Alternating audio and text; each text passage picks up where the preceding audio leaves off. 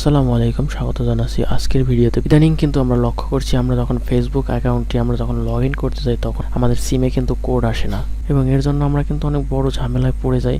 আমাদের অনেক দিনের পুরনো আইডি সেটি আমাদের বাদ দিয়ে দিতে হয় এই কোড না আসার কারণে। আপনার সিমে যে কোড আসে না, এই সমস্যা থেকে আপনি যদি আগে থেকে মুক্তি পেতে চান তাহলে আপনি এই ভিডিওটি জাস্ট ফলো করুন। সেজন্য আমরা চলে যাব প্রথমে আমাদের যে ফেসবুক অ্যাপসটি আছে সেই অ্যাপসটির মধ্যে। এখান থেকে আমরা ক্লিক করব আমাদের যে প্রোফাইল আইকন অথবা 3 লাইন মেনু এটিতে। এখান থেকে সেটিংসে ক্লিক করব। সেটিংসে ক্লিক করার পর এখান থেকে পাসওয়ার্ড অ্যান্ড সিকিউরিটি এটিতে ক্লিক করব। এটিতে ক্লিক করলেই যে আমাদের সামনে এরকম চলে আসবে, এবং এখান থেকে আমরা চলে যাব পাসওয়ার্ড অ্যান্ড সিকিউরিটি এটিতে ক্লিক করব।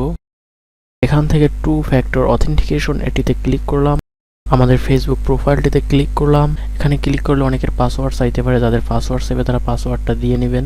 তারপর আমরা এখান থেকে যে এডিশনাল মেথডস এটিতে ক্লিক করলাম।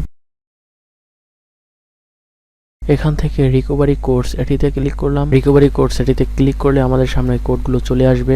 আমরা এই কোডগুলো কিন্তু আমরা পরবর্তীতে যখন লগ ইন করতে যাব তখন আমরা এই কোডগুলো ব্যবহার করতে পারবো।